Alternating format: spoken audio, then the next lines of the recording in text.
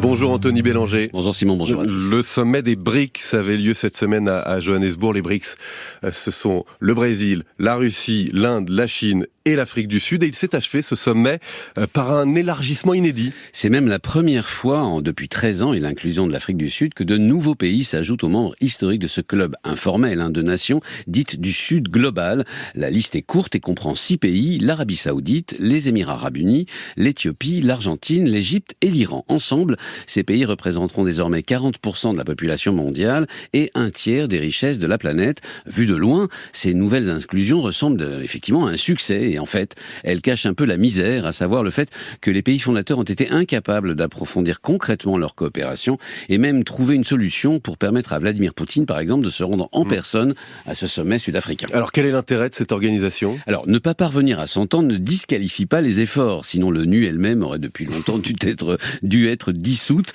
Les BRICS veulent être une alternative à un monde organisé par l'Occident et singulièrement par les États-Unis. Rien que sur ce principe, il suscite l'intérêt et la volonté d'adhésion d'une bonne partie de la planète. En cela, il succède à des décennies de diplomatie parallèle dans le cadre des pays dits non alignés. Et puis ensuite, il s'agit d'un pari sur l'avenir. Ces pays veulent s'organiser maintenant, histoire de mettre en place des mécanismes d'échange et de dialogue lorsque le moment sera venu de contester, par exemple, la domination actuelle du dollar et de l'euro. Parmi les nouveaux membres que vous nous avez cités tout à l'heure, il y a l'Iran. C'est une surprise. Oui, c'est même la seule vraie surprise de ce sommet, et ce pour 2 raisons. Jusqu'à il y a quelques semaines encore, il était inimaginable qu'une organisation internationale puisse inclure dans un même mouvement l'Arabie Saoudite et l'Iran. Ces 2 pays sont rivaux, voire ennemis dans leur ère régionale, sauf que Riyad et Téhéran se sont rapprochés récemment grâce à l'entremise de la Chine.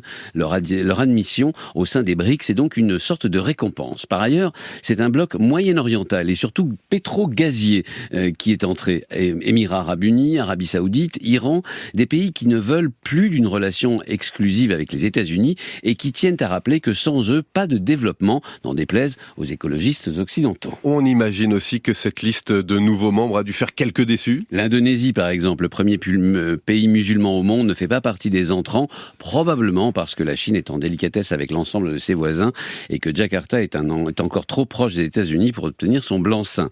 Mais il y a un pays qui comptait beaucoup sur ce sommet pour être intégré et qui a été très déçu, et c'est l'Algérie. Le président Tebboune avait multiplié les rencontres, voire les contrats d'armement, notamment avec la Russie, pour convaincre. Rien n'a marché et l'Algérie a été doublée par plus arabe, plus peuplée et plus riche qu'elle, à savoir l'Égypte. Blessé, le président Tebboune avait d'ailleurs montré sa mauvaise humeur en refusant de se rendre personnellement fin juillet au sommet Russie-Afrique. Merci Anthony Bélanger.